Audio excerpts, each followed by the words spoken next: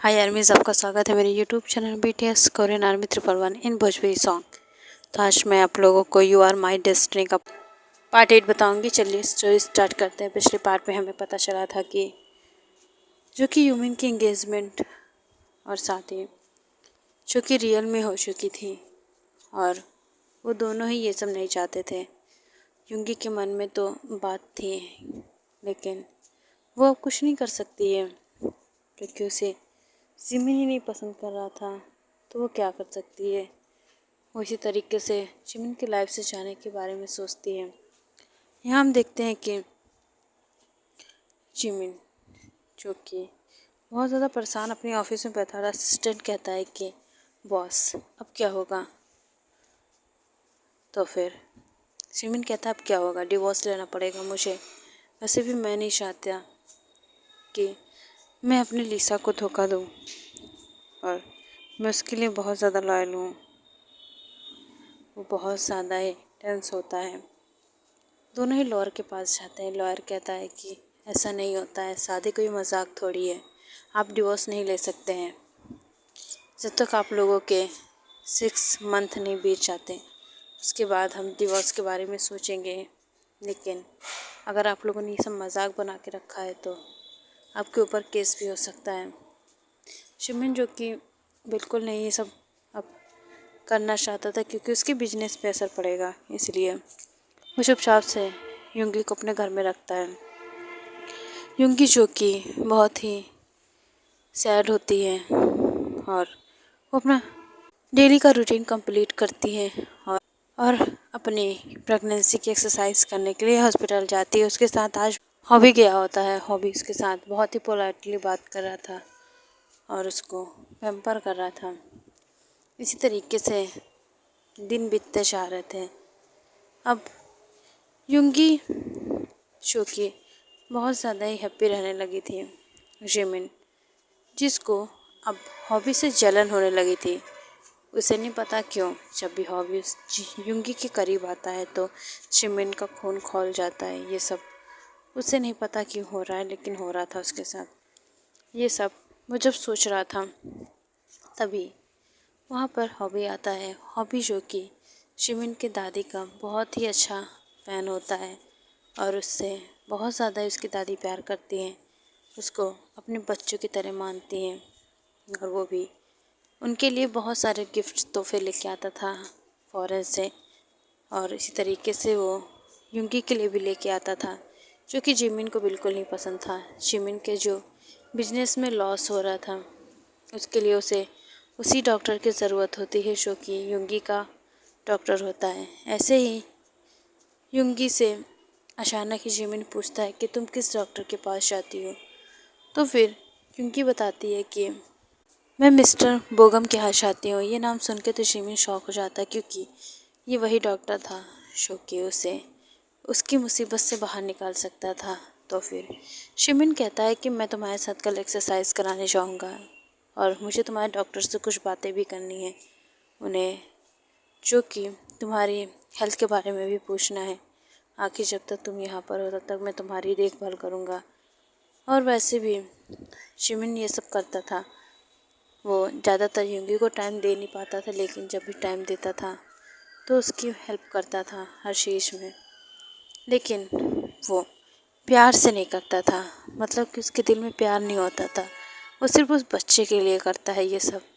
इस तरीके से युंगी को ये सब चीज़ें पसंद नहीं आ रही थी क्योंकि वो चाहती थी कि कोई उसे बहुत ही प्यार से इस तरीके से पैम्पर करे, लेकिन उसके टच में प्यार नहीं होता है, जो कि युंगी को सैड बना रहा था।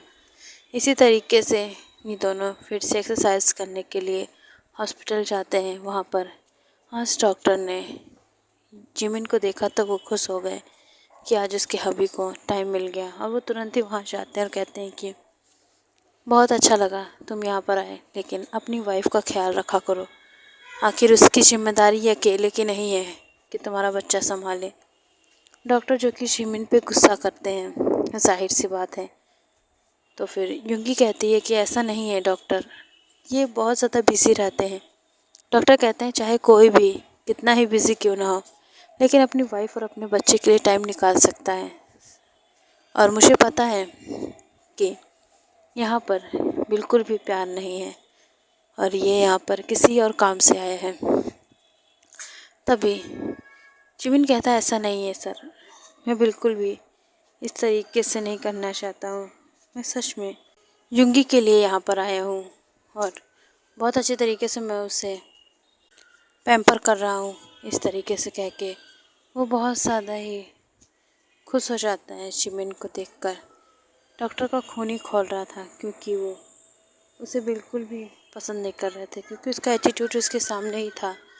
वो समझ रहे थे कि यहाँ पर जिमिन का कोई अपना अलग ही मकसद है। जब एक्सरसाइज ख़त्म हो जाती है तब युंगी को जिमिन कहता है, तुम जाके कार में बैठो।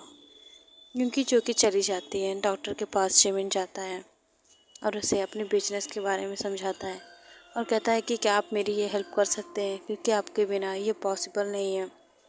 डॉक्टर उसको कहते हैं कि वाह, तुमने ये सब के लिए उस बेचारी बच्ची का इस्तेमाल किया, तुम्हें शर्म नहीं आती ना। और वैसे भी मुझे तुम जैसे घटिया इंसान से नफ़रत है जो अपनी वाइफ को इस तरीके से इस्तेमाल करते हैं। युंगी जो कि वहीं बाहर होती है वो सुनती है और उसे समझ में आ रहा था कि जिमिन अपने बच्चे के लिए इस तरीके से कर रहा है और उसे इस तरीके से दिखा रहा है सबके सामने कि वो उसका बहुत ज़्यादा ख्याल रखता है। युंगी रोने लगती है और यहाँ पर हम देखते हैं डॉक्टर उसे बहुत ज़्यादा डांटते हैं और कहते हैं कि अगर तुम्हारी कंपनी डूब जाएगी तो भी मैं नहीं आऊँगा, समझ में आई, दफ़ा हो जाए यहाँ से। जिमिन जब जाता है तो देखता है वहीं युंगी खड़ी होती है। युंगी से रोक के कहती है कि अगर तुम्हें अपने बच्चे के लिए ये सब करना है तो प्लीज़ ऐसा मत दिखाओ कि तुम मुझसे प्यार करते हो या मेरी केयर करते हो। मुझे भी दर्द होता है, मेरे अंदर भी दिल है, तुम नहीं समझोगे, लेकिन अगर हो सके तो प्लीज़ ये सब दिखावा मत करना। और इस तरीके से बोल के वो कार में बैठ जाती है। जिमिन को भी ये बात बुरी लगती है, लेकिन वो क्या करे, उसके दिल में युंगी के लिए फीलिंग्स ही नहीं है। तो इस तरीके से वो जिमिन जो कि युंगी को हर्ट नहीं करना चाहता था, लेकिन अब युंगी हर्ट हो चुकी थी। और यहाँ पर हम देखते हैं हॉबी जो कि बाहर ही होता है। युंगी उसके साथ घर चली जाती है, जिमिन के साथ नहीं। जिमिन को ये बहुत ज़्यादा बुरा लगता है। तभी हम देखते हैं कि हमारी युंगी जो कि अपने कंट्री सियोल चली जाती है और वहाँ अपने मम के पास रहने के लिए चली जाती है और कहती है कि मैं वहाँ पे थक गई थी काम करते करते, इसलिए मुझे रिलैक्स चाहिए। यहाँ पर जिमिन जो कि उसे पता होता है कि वो यहाँ से जा चुकी है, लेकिन वो उसके पीछे नहीं जाता है। तभी हम देखते हैं कि उसकी कंपनी जो सियोल में होती है उसमें प्रॉब्लम आती है, तो फिर जिमिन को वहाँ जाना पड़ता है। जिमिन जब वहाँ पे जाता है तो देखता है कि युंगी जो कि अपने घर में जा रही होती है, वो उसे देखकर शॉक हो जाता है, क्योंकि वो तो अपनी कंपनी के लिए आया था। इस कंपनी में युंगी के भाई काम करते थे और वो जिस ग्रुप के साथ काम करते थे वो लोग बहुत ज़्यादा गुस्सा होते हैं जिमिन पर, क्योंकि जिमिन जो कि पूरी सुविधाएं उन्हें नहीं दे रहा था। वो कुछ दिनों पहले ऑफिस में गए थे हड़ताल करने, वहाँ से जिमिन ने उन्हें कोई भी ठोस सबूत न होने के कारण वहाँ से हटा दिया था। यहाँ पर जिमिन का भाई जो होता है इस मौके का फ़ायदा उठाता है और वो उस फैक्ट्री के कर्मचारियों के दिल में अपनी जगह बनाने लगता है।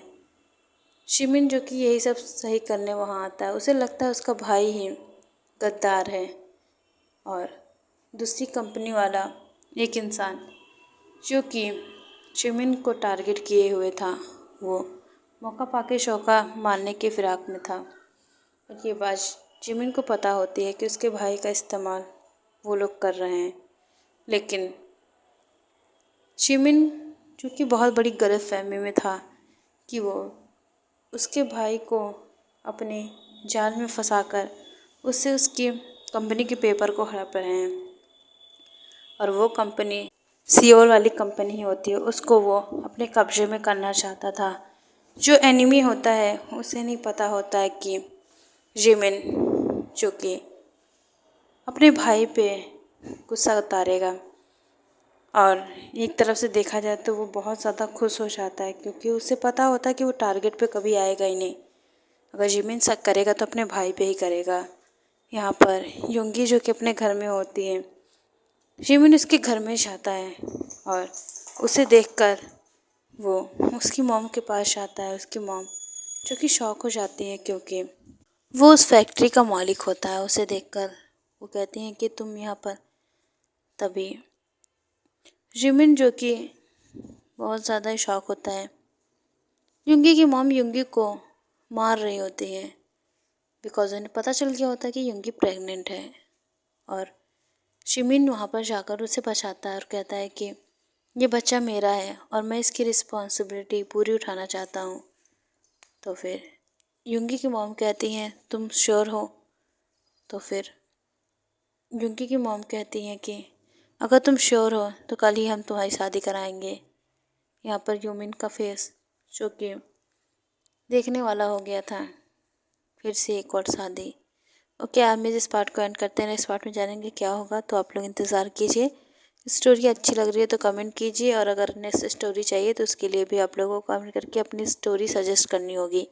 मैं army sarangi, love you so much army.